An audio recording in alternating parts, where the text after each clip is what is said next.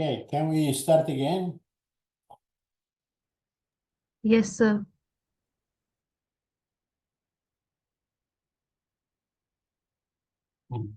So I want to say something about broadband beamforming. There is no time to enter in many details, but just to explain what are the differences that we have to face. So the different problems that we have to face if the signal is not narrowband, and what are the two main ideas to implement a beamforming method for wideband or broadband signals. Okay, so far, all the beamforming methods that we have discussed are valid for narrowband signals. And remember, we assume to have narrowband signal. At the receiver, we always perform a demodulation of the receive signal. So we extract the in-phase and quadrature component. We obtain what is typically called complex envelope, and we apply our algorithm on the complex envelope of the received signal. Now, all these kind of beamformer that operates on the complex envelope belongs to the very large class of methods of beamforming methods that are called quadrature beamforming. So when we say quadrature beamforming, it means that the input is the complex envelope of the received signal. And this is synonymous of narrowband signal. What is the effect of the narrowband assumption? The effect of the narrowband assumption was that a time delay, so a difference in time of arrival of the signal at different sensor of the array, becomes a phase shift only if the signal are narrowband. So if you remember, we assume that the signal x of t propagates through a non-dispersive medium. So it's a plane wave with a unidirection vector k hat that is given by this expression, where phi is the elevation and theta is the azimuth. The signal x of t is the signal received at the first sensor. So the sensor that is considered to be the reference one in the array, and then it is received with some delay at the end sensor, and this delay is tau m. And we have seen how to calculate this tau m. So tau m, I repeat, is the travel time between the sensor one, the reference sensor, to the M sensor. And it can be calculated as the inner product between the vector k hat that points in the direction of propagation and the vector rm that is the vector that determines the position of the M sensor in the array. So this is general, it is true for any kind of array geometry, linear, planar, volumetric, or whatever. So you take this, so the numerator is the additional space that should be traveled by the wave to arrive at the sensor M. If you divide by the speed of propagation c, that depends on the medium, you get the delay. So, for example, if the array is Euler, we found that the result of this inner product is n-1d divided by c times the sine of the conic angle, which is the product of these two terms. Now, what is the approximation, if you remember, that we made and after the assumption that the signal is narrowband? So this is a classical narrowband signal where Fc is the central frequency and the signal has some bandwidth Bx, sorry, has some bandwidth centered in Fc, and the amplitude alpha of t and the phase phi of t changes with time, but the speed of change is pretty slow if the bandwidth is much smaller than Fc. In other words, if the period of this cosine is the reciprocal of Fc, 1 divided Fc, the narrowband assumption means that the amplitude and the phase does not change significantly over one period of the cosine, and does not change significantly, we discussed this, during the time that is necessary to the signal to pass through all the elements of the array. Based on this assumption, so if Bx is much smaller than Fc, we can assume that after a time tau m, the instantaneous amplitude and the instantaneous phase does not change significantly, so they can be approximated as constant. And the only effect of the delay is when you replace t with t minus tau m, then you get this phase shift. So at the end, if the signal is narrowband, with some approximation, the effect of the time delay is just a phase shift. And the beamformer operates on the complex envelope, on the complex signal, and basically what the beamformer does is to compensate for this phase shift in order to sum perfectly coherently all the contribution from different sensors.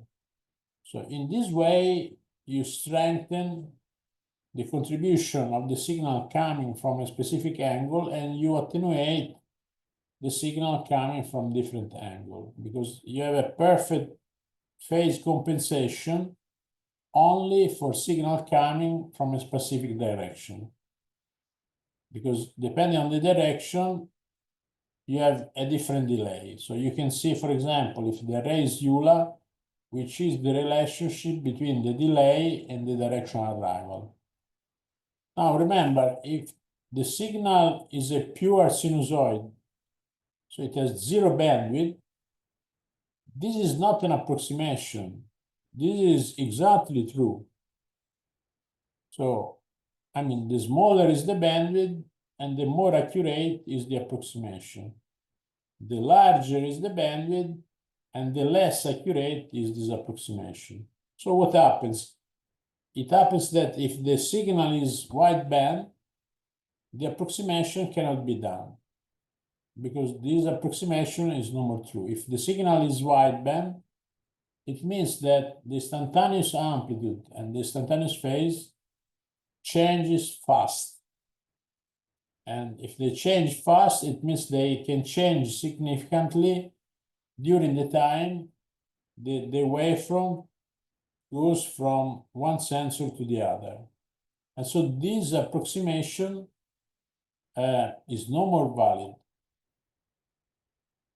So the beamformer, which has the goal to realign the signal of interest between different sensors, cannot be implemented anymore as a system, as a linear filter that introduce a phase shift to compensate the phase shift due to the delay. So basically, what the beamformer has to do in this case is to compensate for different delays, introducing different delays at the receiver, and then you sum. So instead of introducing a phase shift, because now the delay is not, I mean, the effect of the delay is no more to introduce a phase shift. To compensate for this delay, we should introduce a delay. So we cannot work anymore on the phase shift. So the beamformer that make this is called delay and sum, DS, delay and sum. Because instead of introducing a phase shift, it introduces a delay. So let's try to understand how to do this. So obviously the delay that you introduce should be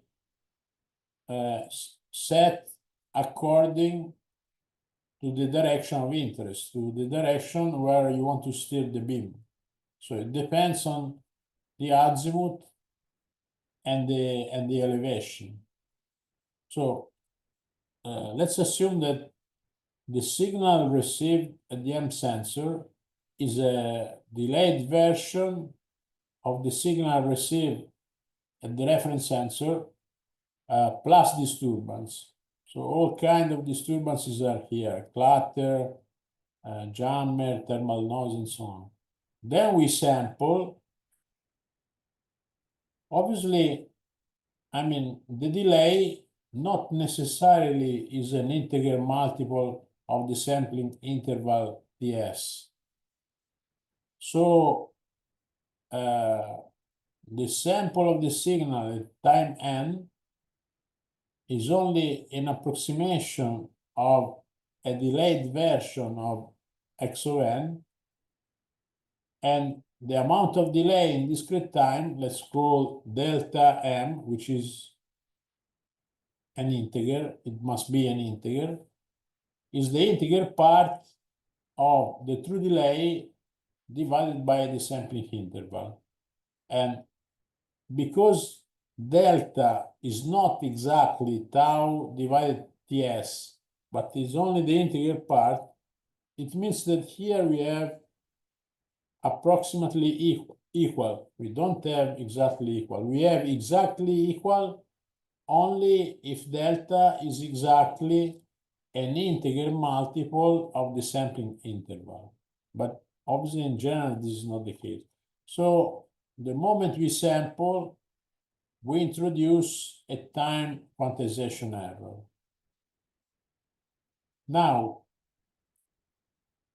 at this point, we introduce a delay in the discrete time signal, and the delay can only be an integer. So if the original delay was not an integer, obviously there are errors. So there are errors due to what we call time quantization. Now, the only way, I mean, there are different ways to reduce this time quantization. One way, obviously, is to oversample. So to increase the sampling rate beyond the Nyquist sampling rate. Another method is to use interpolation.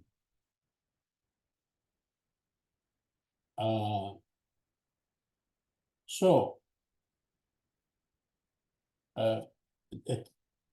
to reduce this time quantization error, we typically oversample, and the typically oversample factor is 8, 9, 10. So we sample at a rate that is 10 times 9 times greater than the Nyquist rate. We implement the beamformer, we reconstruct the signal.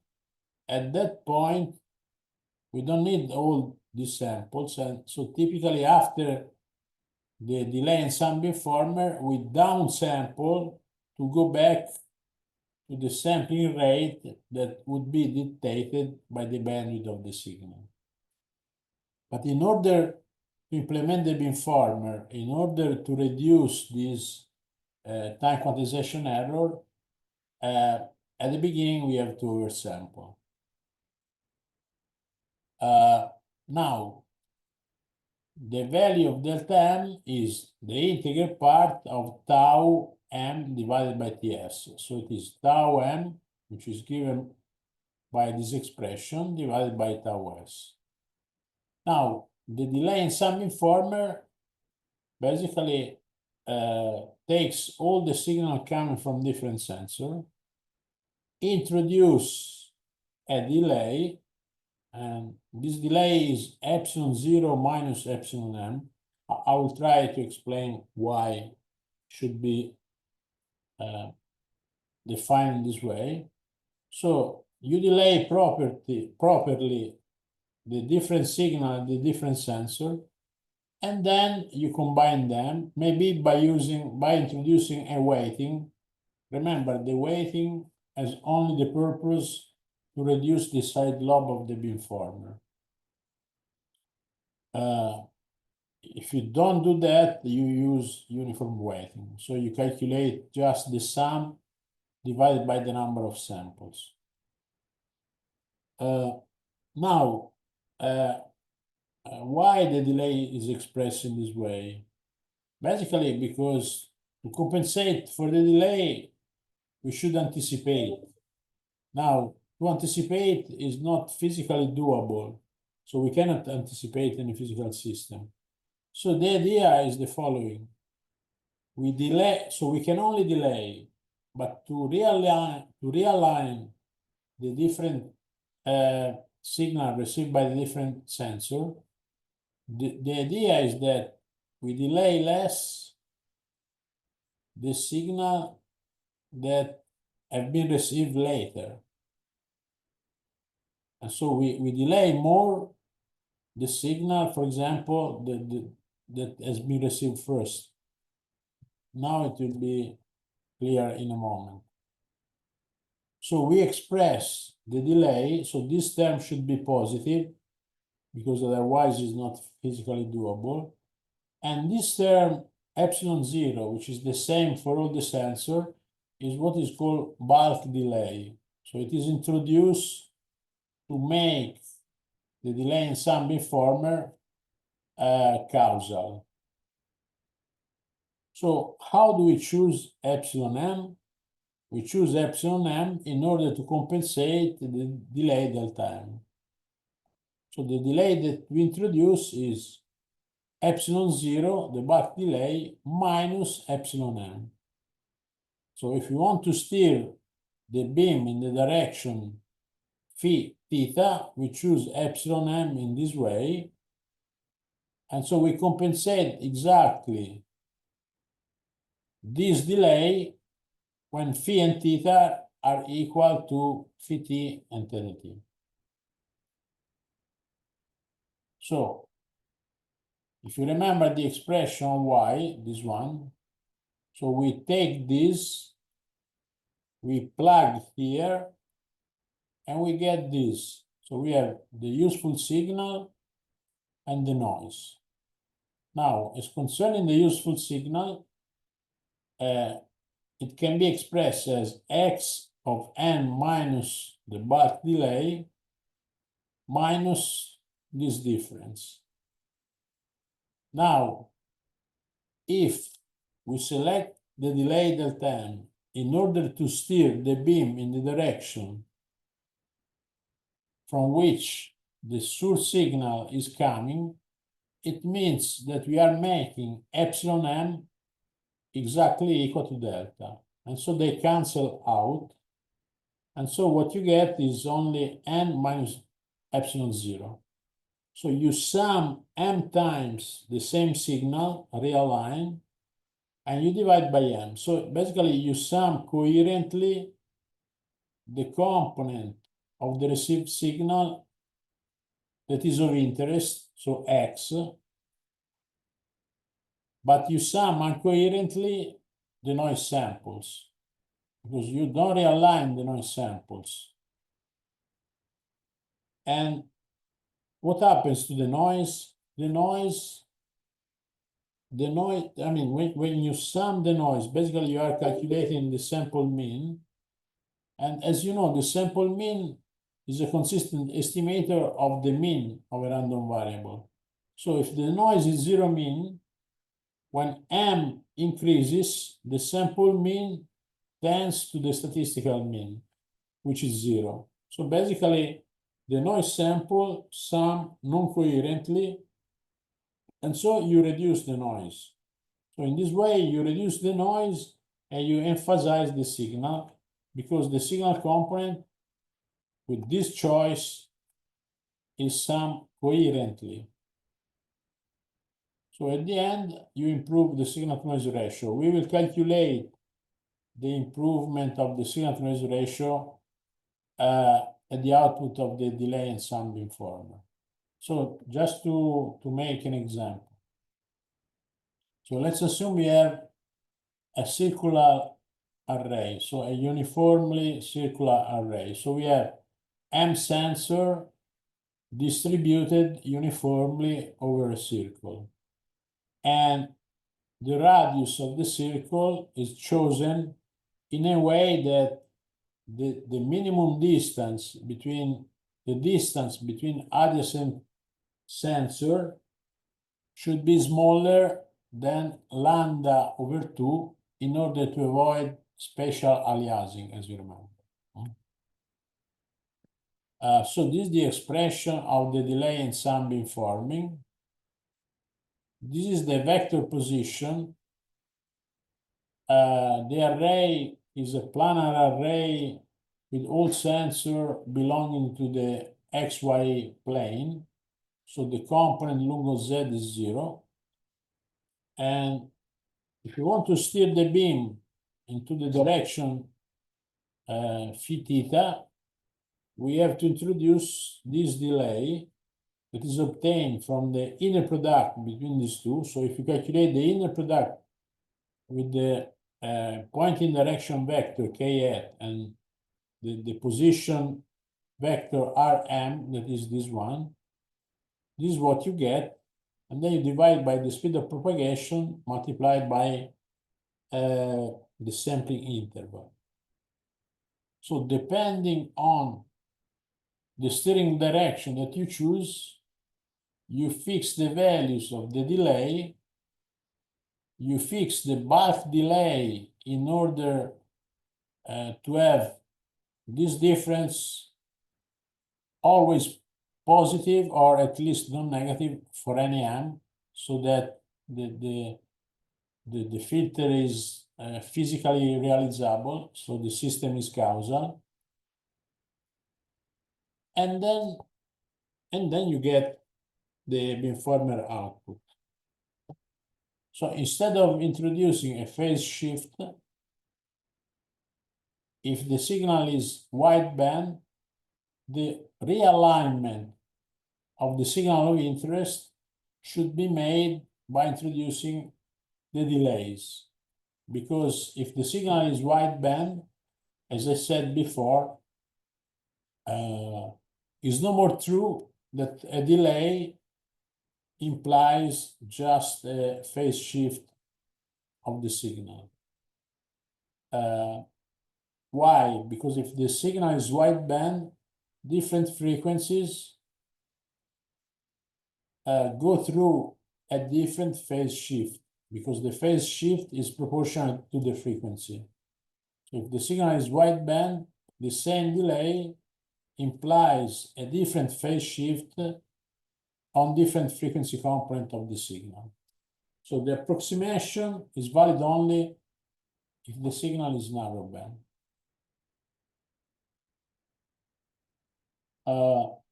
So basically the delay and sum beamformer is exactly the version of the conventional beamformer for wideband sources. So the difference is in the, as I said, in the implementation. But the performance of the delay and sum beamformer basically are exactly the same as the conventional beamformer. And in the next chapter, you will see the array gain, and you will see that the array gain of the delay and sum beamformer is exactly the same as the conventional beamformer. It's clear that we can extend the other narrowband methods to the wideband case. So Capon, music, Esprit, and so on cannot be extended directly to the wideband case. So one possibility is, I repeat, to implement the delay and sum beamformer. What is the inconvenience? The inconvenience is that we should oversample in order to reduce as much as possible the quantization, the time quantization error. The effect of a time quantization error is a distortion of the beam pattern. There is an alternative which is represented by what is called subband beamforming. I will describe the idea without going into the details of the equation. But the idea is pretty simple. Okay, so I mean, imagine you have this wideband signal. We cannot apply the methods that we have investigated, so quadrature beamforming method, because the signal is wideband. Okay, the idea is the following, it's very simple. We can use a bank of narrowband filter with different central frequencies. So a bank of linear narrowband filters to decompose the wideband signal in a number of narrowband signal. So we filter the wideband signal by using different narrowband signals. So at the output of each filter, the signal is narrowband with a different central frequency. Then we apply all the, I mean, we can apply any of the narrowband methods to all the output of this bank of filter. So we build at the output of each filter a beamformer, and what is important is that each beamformer is steered in the same direction. So at the output, we have the components of the input signal coming from a given direction, separated in frequency. At that point, you can put together all the frequency component and reobtain a wideband signal at the output of the beamformer. Clearly, the computational complexity increases because you have to implement a bank of beamformer. So this is basically the idea of subband beamforming. I repeat, I will not introduce equation formulas basically for lack of time. I just want to pass the idea. So we have the array. We send the array all the M signal to a band of filters. So let's say we have P filters. And so we have P times M signals at the output. So we have the first signal is the component of the signal received by array element 1 in the subband 1. Then we have the component of the second array element in subband 1, and so on. So we take all the signal, so all the M signal at the output of the filter matched on subband 1. So, I mean, the number of input signal to this block is M, is equal to the number of sensors. And all these are narrowband signal with central frequency equal to the central frequency of the first filter. We implement an adaptive beamformer, a narrowband adaptive beamformer. We get the output, and we steer the beam in a given direction, so we get the component in the first subband coming from the specific direction. All the beamformer here are built focusing on the same direction. So what we get here is the component in subband 1 coming from that direction, component in subband 2 coming from the same direction, and so on. At this point, we can sum, and we get, so we can recompose the different frequency components, and we obtain the wideband signal coming from a specific direction. And then we steer the beam in another direction, and we repeat. Obviously, the computational complexity increases because we have to implement a bank of filters, of narrowband filters, and we have to implement a number of beamformer that is equal to the subband of interest.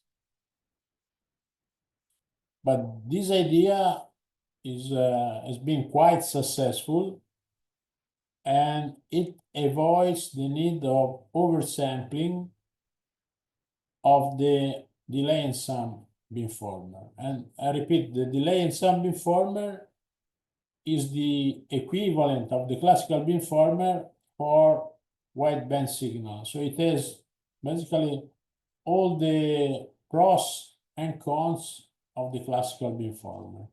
Here you have more flexibility because you can implement adaptive methods, so you can achieve better performance.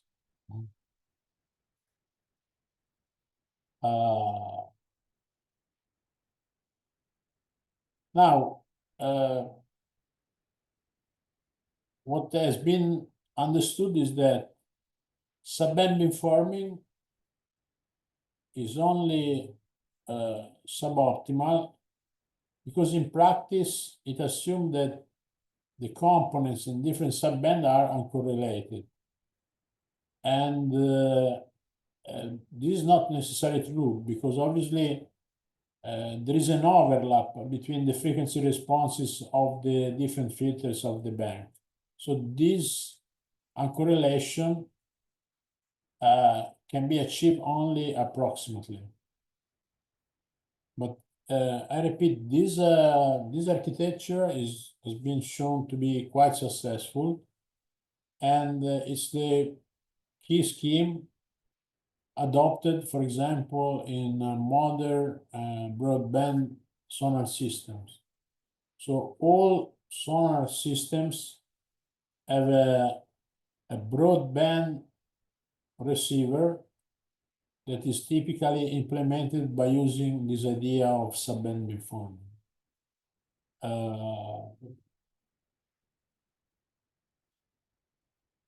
Then there can be incoherency. Obviously, the phase is not under control. So this summation actually can be coherent, but uncoherent. So this introduces some loss in performance. A very efficient way to implement the subband beamformer for wideband signal is the following. How can we obtain the different frequency component? If you remember, when you calculate the FFT can be interpreted as a bank of filter centered at different frequencies. So this bank of filter reported here can be implemented in a very efficient manner by using the FFT. So you calculate the FFT, so you collect n samples for each antenna, you calculate m FFT of these n samples, and then you put together the first frequency from the first sample, the first frequency from the second sample, and so on. The first frequency from the M sample, and then the second frequency, and so on. So you decide what is the frequency interval of interest. So you select P output of the FFT, you apply the beamformer on them, and then you recompose. And if you think, I mean, the fact that this idea works can be understood from a very well-known property of the Fourier transform. So you should remember, if you are familiar with the Fourier analysis, you should know that if a signal is narrow in the frequency domain, it is wide in the time domain, wide in the sense that it changes slowly in the time domain. And this is the property that we basically exploited to say that if the signal is narrow band, the instantaneous amplitude and the instantaneous frequency change very slowly, and so we can make the approximation that we made. Now, if the signal is wideband, obviously it is no more wide in the time domain. It is very narrow in the time domain. So the property continues to be valid, but with an exchange of domains. So narrow in frequency, wide in time, wide in frequency, narrow in time. Now, when the signal was narrow in frequency, we implemented the beamformer in the time domain. So we collect the sample in time, and we send the samples at the input of the beamformer. If the signal is wideband, we have to do the same operation, but in the transformed domain. So in the domain where the signal is fast. So it's not is wide. So if it is wide in frequency, it is narrow in the time. And so, because it is wide in frequency, the beamformer can be implemented in the frequency domain. And to go to the frequency domain, we need a fast Fourier transform. So the calculation of the fast Fourier transform allows basically to change the domain where we apply beamforming. Another way to understand this is a well-known properties of the fast Fourier transform of the DFT.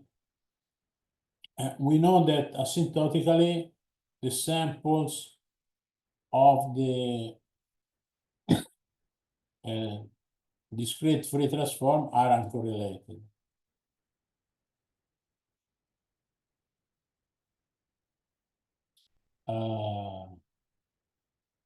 Actually, we sum to recompose the components.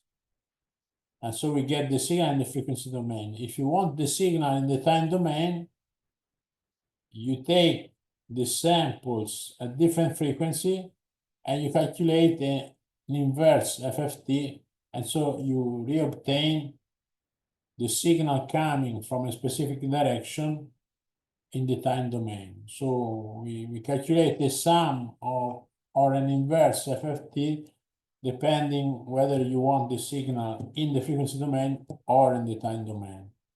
But this is the idea. So if the signal is wideband, we can adopt the delay and sum beamformer, which is the equivalent of the classical beamformer, or we can adopt a different approach, which is called subband beamforming. And the idea is to separate the wideband signal in P different narrowband components, and then we apply quadrature beamforming, whatever it is, to the P separate signal.